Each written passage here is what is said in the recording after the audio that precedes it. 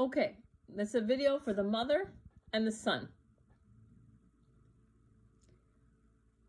The son is an empath.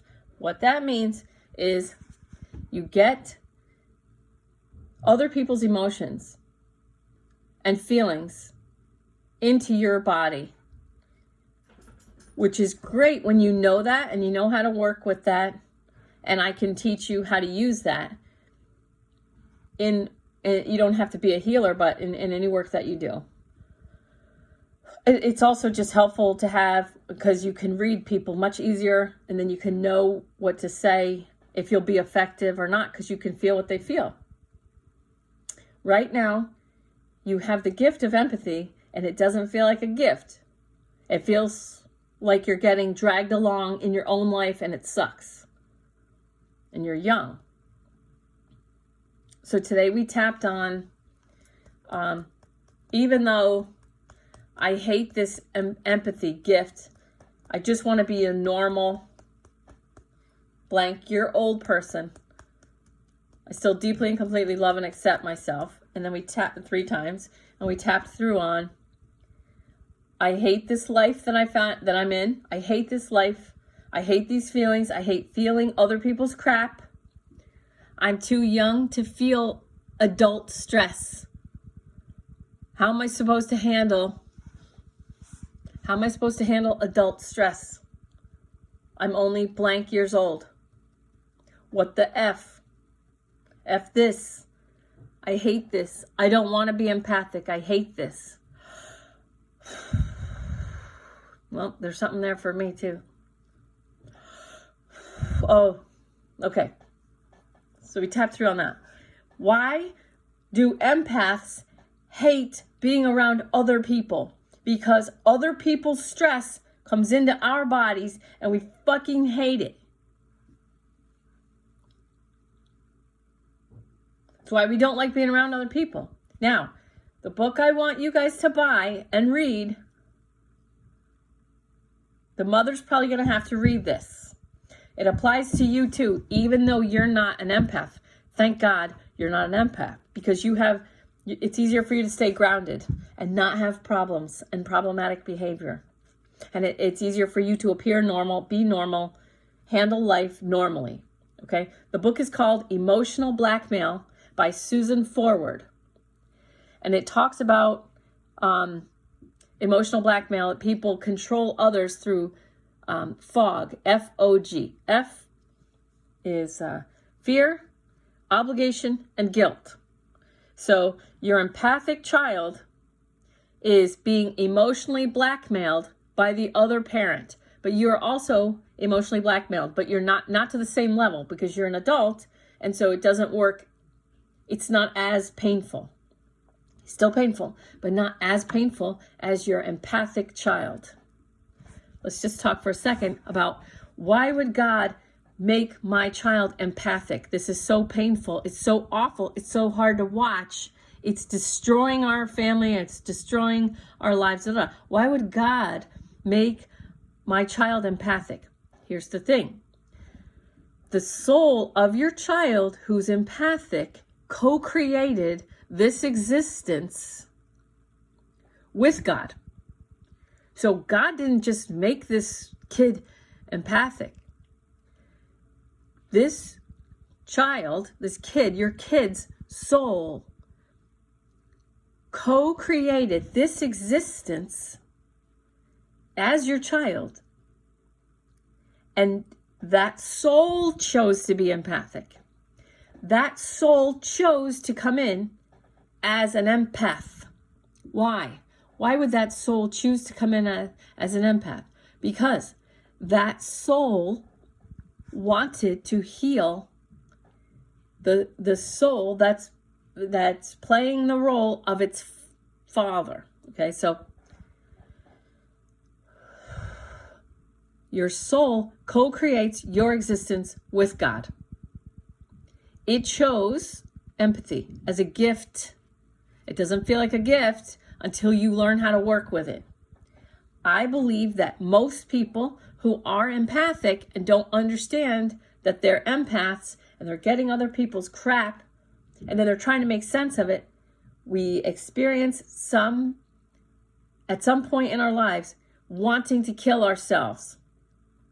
That's just what's going to happen, because your life is not your own. It feels like, what the hell? What the F? I just want to be normal. I just want to be normal. And you look at all these other people who are not empathic and you go, they have it so easy because their lives are normal. They don't have all the stuff. We don't understand what's happening.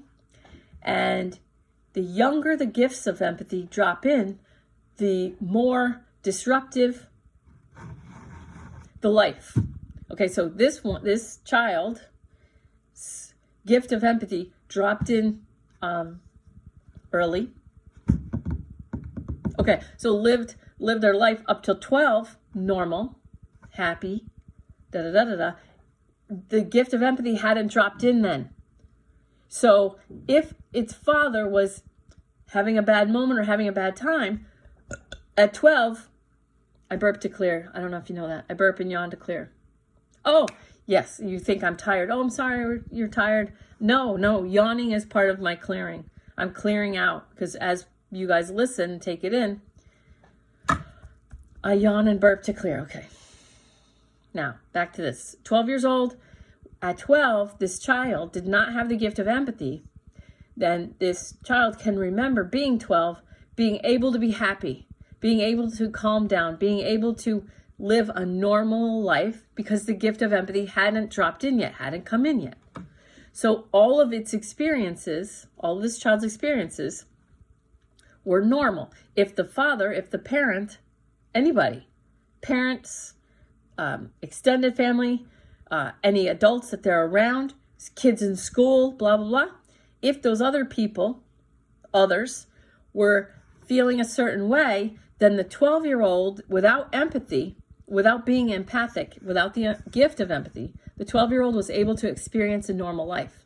Life was normal. I could relax. I could see other people's issues as theirs. I could see, oh, they're just having a bad moment. They're just having a bad day. It's all on them.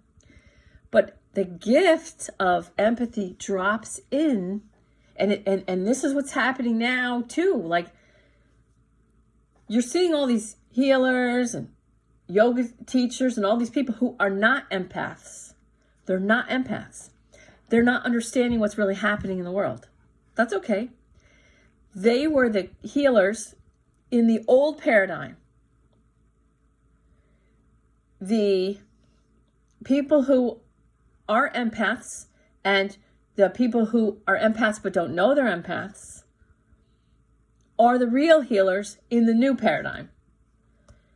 And healing work is going to be totally different, because the true empaths, and until you understand and can work with that gift, it's really painful. It feels like you fell on water skis and you haven't let go of the rope and you just keep getting dragged through the, waves, and you're taking on water through every orifice, and it sucks. Okay. That's where I help people. I help empaths. That's why I'm connected with you guys. Now, all right, so relax the belly. This child's soul decided it wanted to heal the parent, because I asked, because I asked if this other parent was happy and healthy in body, mind, and spirit, do you think that your house would be peaceful and fun and normal and great? The answer was yes. Yes. If really the most powerful person in our house was happy, calm, and peaceful, very happy, very calm, very peaceful. If that person, the most powerful person in my household, was happy, calm, and peaceful, our whole existence would be normal or better, much, much better. We'd all be happy or whatever. Well, that just tells you who has the actual problem.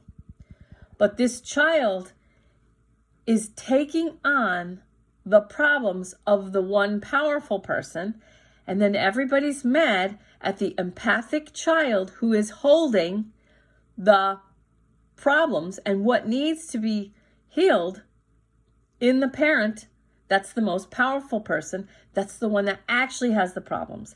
And they say things like, so it's all my fault. Everything would be better if I just wasn't here. Okay, so they're saying things like that, and it's very painful for that person, because on some level they know that's true. On some level, the most powerful person in your house knows that they are the problem. They are the one that needs to make themselves happy, healthy, body, mind, and spirit. Okay? Now, you need this book, Emotional Blackmail, by Susan Forward. The most powerful person in your household is controlling the energy accidentally, unconsciously, through emotional blackmail of fear, obligation, and guilt. Okay? It's totally normal and natural to be afraid of the most powerful person in your household who's experiencing pain and suffering. But they don't want to do the healing work. Fine. They don't want to do the healing work. Fine. We don't need them at this point to do anything, because you're connected with me, and because it's this child's soul mission to heal that parent. Now, everything in healing work is backwards of the regular physical normal world. Okay? So in the normal physical world, the ego would say, the ego runs it. The ego rules. The ego rules in the physical world of existence. So that's the 10% of the iceberg that sticks up out of the water. All right, so the 10% of the iceberg that sticks up out of the water is the physical world, what we can see. And the ego rules that, okay? That's always the smaller thing happening. The iceberg, the 90% of the iceberg that's below the ocean, that's the spiritual realm. And that's why in healing work, irony is where all the lessons are.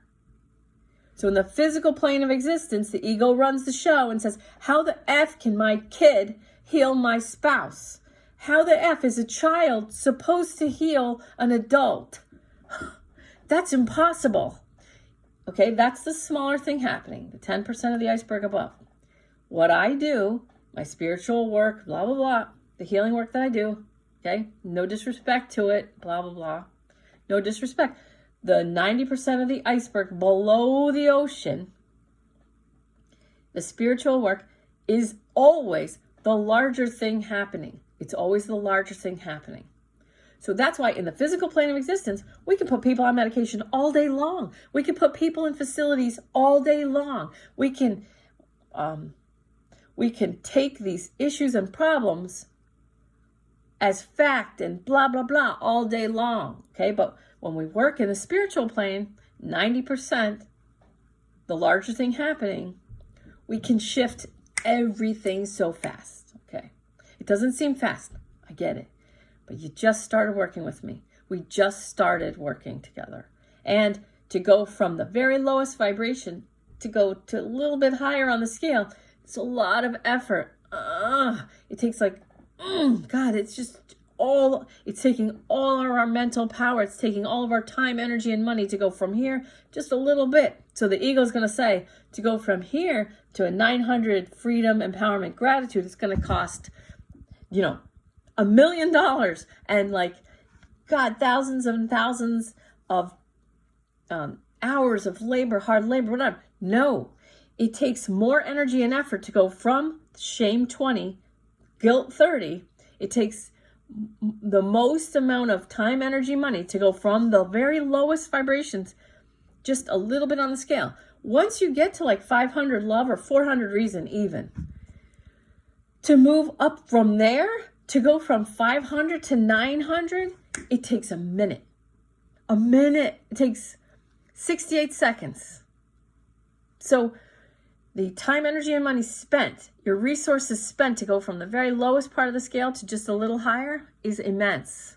And the ego is going to lie to you and tell you it's going to take, oh my God, it's going to take all that to get. No, that's not true. Because it's about momentum, it's about intention.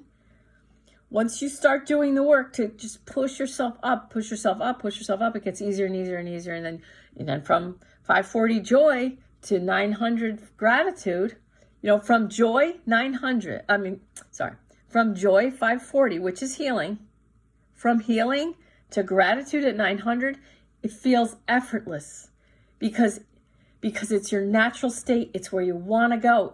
It's easier. It's easier to go from 540 joy to 900 than it is to go from 540 back down to 150 anger or 100 fear. It's all about vibration, you guys. It's all about vibration.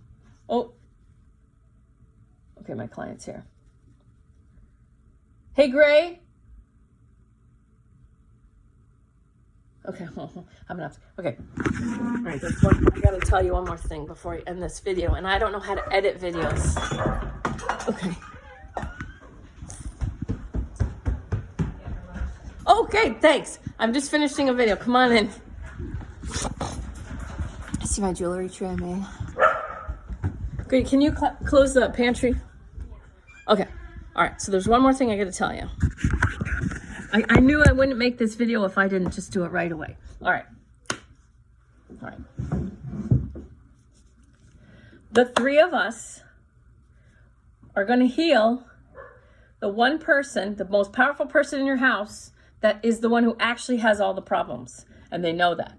We're going to heal it an easy way, and it's called the Ho'oponopono. It's a Hawaiian healing prayer, and it heals families. So I need you to write this down. I'm sorry. Please forgive me. Thank you. I love you. Okay? So if you want, you can make an energy ball. I taught you how to make an energy ball. Put it around your whole family. And you're just gonna, with your mind or out loud, I'm sorry. Please forgive me. Thank you. I love you. I'm sorry. Please forgive me. Thank you. I love you.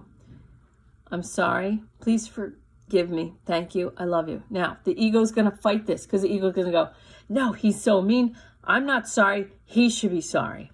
I'm sorry. Please forgive me. Why should I ask for forgiveness? I didn't do anything wrong. He's the one who, story, ego, ego, ego. 10% above the water, 10% above the water, 10% above the water. Relax.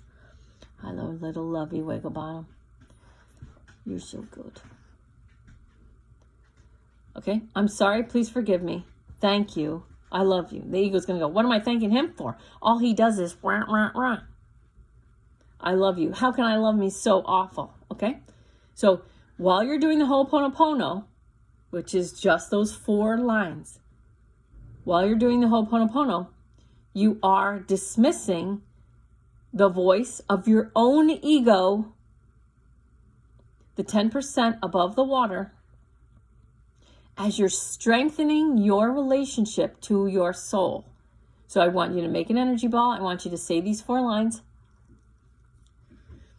I want you to understand that in healing the most powerful member of your family, you're also healing yourself. So this most powerful member of your family with quote unquote all these problems is giving you the opportunity to heal yourself, strengthen your connection to your own spirit. I'm sorry. Please forgive me. Thank you. I love you. Chase. Shh. I'm sorry. Please forgive me. Thank you. I love you. Hey, Grady. Grace. Gray. Grady. Can you stop them? Because just separate them. Don't try, do. Okay, good. All right. I'm sorry. Please forgive me. Thank you. I love you. So this most powerful person in my family's problems are creating a growth opportunity for me to strengthen my connection relationship with my own soul. These apparent 10% physical world reality problems are providing me an opportunity to strengthen and grow and empower my soul to live a spirit-directed life. So relaxing I'm going to work with you on this. Okay. So these apparent problems with this powerful person gives me an opportunity to face my own ego and beat the crap out of it. I'm sorry. My ego says, I'm not sorry. Yes, I am. I'm sorry. Please forgive me. What did I do? I don't need to ask for forgiveness. Yes, please forgive me. Thank you. What do I need to be thankful? Shut up. Thank you. I love you. I don't love anybody with problems. Shut up. It gives you an opportunity to face your own ego as you strengthen your own connection with your peaceful, powerful soul. Relax your eyes, jaw, and shoulders. Just focus. Every single speck of energy that says no to I'm sorry, please forgive me, thank you, I love you, is your ego. It's the voice of your ego. Every single thought.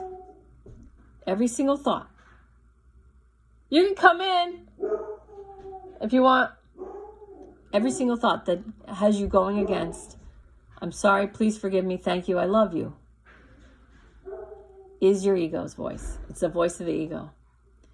The voice of the ego booming in the head of the person in your family who's the most powerful, who actually is the cause of all the suffering. It's their egoic voice that's got them in this pain, in this suffering. It's our own egos that make us suffer in this life. That's why A Course in Miracles is amazing. You escape your own attack thoughts, whether someone else is attacking you because this person feels attacked. Oh, it's all my fault. Oh, it's all my fault. Yes, it is. But we can't tell them that because they're not doing this. They don't have any desire to heal. They think all this is a bunch of crap. Fine. I don't care. I don't mind. I really don't mind. They think what I do is a whole bunch of bullshit. That's fine with me. It doesn't take away what I've been able to do for my clients. It's not our job to waste time, energy, and money to try and talk someone into my reality, your reality, or your reality. Okay? It's not worth our time. Life is too special to waste time on people who are not available for your reality. We don't need anybody else to heal our own lives. We don't need anybody else's permission. Okay? We don't need anybody else to help us. We can do it all on our own. And if we say, I can't do it unless he chooses to participate, that's your own ego being a victim of someone else. That's your ego giving your power away and then getting mad at that person for taking it. That's bullshit. You don't need help. You just need you. You have everything you need. I'm sorry, please forgive me. Thank you, I love you. I'm sorry, please forgive me. Thank you, I love you. It's my soul talking to that person's soul. And it's healing that person's soul, okay, with Ho'oponopono. It's allowing the power of this Hawaiian healing prayer. Family. Put family to right. Puts family back together. Puts family back into a love vibration. Puts family back.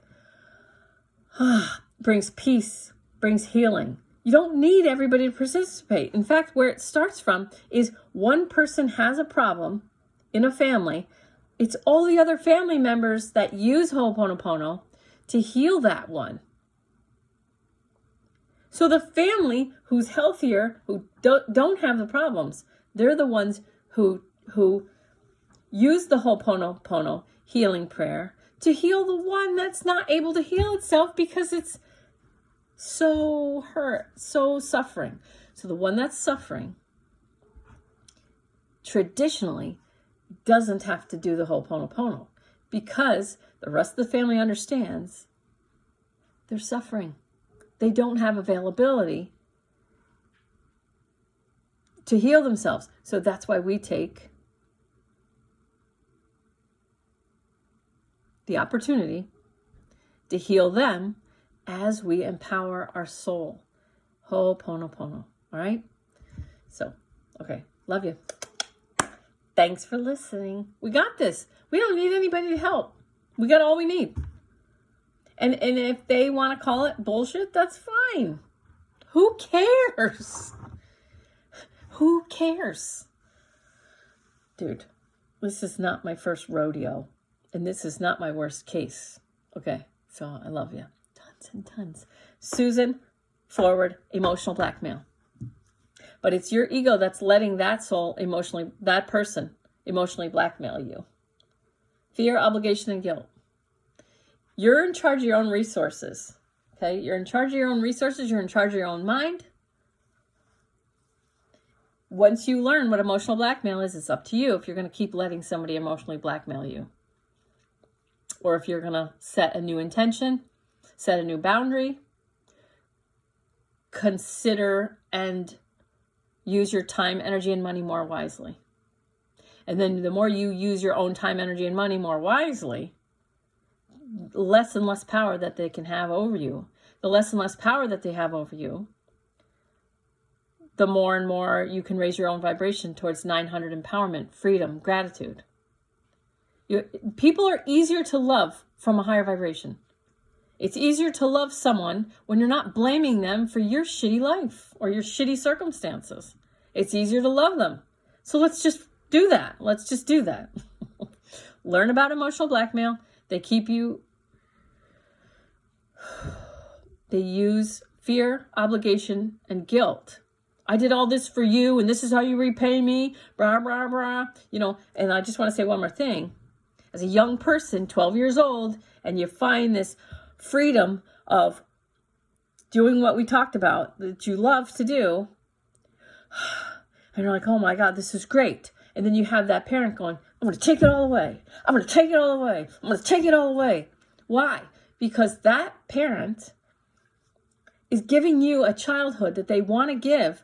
They want to bless you with this amazing childhood. They want to bless you with these gifts. And they're so happy to do it. But then they take it away. Why? Because they're jealous. They didn't have that as a child. And then it comes out as like, if I had that, I'd be grateful. And you're not grateful. And you're not this. And you're not that. It's like, you're the one providing me. Obviously, if everybody was mentally aware of what they were actually doing, we could have a rational conversation where we say, you're the one that gave me this ability. You're the one that did all this. Of course I'm grateful. I just don't want to do what you're asking me to do right this second. It's like if a kid's playing a video game or watching a video, my son, like playing a video, it's like, yes, I want him to get off of the computer right now and I want him to go do the wood right now. But how would I feel if somebody said to me while I'm in a conversation with Ellen, Jen, or Donna, if I'm having a conversation, they're like, Carla, we got to go. No, now. It's like, I'm going to finish my fucking thought. I'm telling a story right now, or I'm doing this right now. Don't you dare to, but we do it to kids all the time. We never say, hey, 5 more minutes or 10 more minutes or 15 more minutes, or how much more time you have on that game. How much more time? 15? Okay. After that, I want you to do the wood. Big difference. It creates a lot more peace in the child to say, how many more minutes do you need to play with your blocks? So my son, when he was tiny, he loved playing with blocks. And before we had to leave, 15 minutes prior to leaving, I'd say, 15 minutes, we're leaving to go to whatever. 15 minutes. Now, he's little. He didn't know what 15 minutes was. Then I'd give him like a 10 or a 5 minute. We're leaving in 5 minutes. Well, he got to understand what 15, 10, and 5. He got to understand and feel, but you got to stick to those. When you say 15 minutes, when you say 10 or 5 minutes, you got to stick to that. Because what I see a lot of mothers do at my house is they say, we're leaving in 5 minutes, and 5 becomes 10, 20, 30, 35, and then they yell at the kid, we got to go. Well, I watched the mother go 5 minutes, 30 minutes goes by. How's a kid supposed to, you know what I mean? So 15 minutes, 5 minutes, all right? Anyway, what happened was this parent, okay, gave the child a childhood that they would have loved themselves. And then when the kid doesn't, when they can't control the kid, now, then they go, I'm taking it all away. I'm taking it all away. I'm ripping the rug out from under you. I'm ripping the rug out from under you. I'm ripping the rug out from under you. And how do you like that? Rant, rant, rant. So they're jealous. It doesn't make sense, you know. And they might say, no, that's not true. But that's their ego saying it's not true, because clearly that's what's happening. You have given me a childhood that you're jealous of. And as long as I am doing exactly what you think I should be doing, then you let me keep the childhood that you created for me that you are jealous of. That's what's happening. Nice. I cleaned my ear out on my video. Okay. So that's what's happening. You're empathic. We got to deal with it. We got to work with it. You can't not be empathic. Your soul picked it. I can't take that away. I can shave your hair. You know, I can give you contacts to change the color of your eyes, but I cannot take away the gift of empathy. So we just have to deal with it. We just have to deal with it. And your soul decided to heal that parent. And we don't need him to be on board. We can do it all on our own. Ho'oponopono. Use your energy, time, energy, and money better. Time, energy, and money. Understand that's the person with the problem. It's not you. You've got to clear all this stuff out. Your behavior patterns that you want to change, we're going to change them. Okay, but you have to see the big picture. The big picture is you're fine. You're holding problems for somebody else. You're holding issues for somebody else. Because your soul decided to do this. Your soul's right, you know. That's all I know. I know that your soul's right. The souls always end up being correct. They always end up being correct. All right. So I love you very much. I love working with you very much. It's hard now, but it's going to get so great. Oh, it's going to get so great. You're going to love it. I love helping people. Oh, I love it. You're going to love it. I love you. And I'll see you.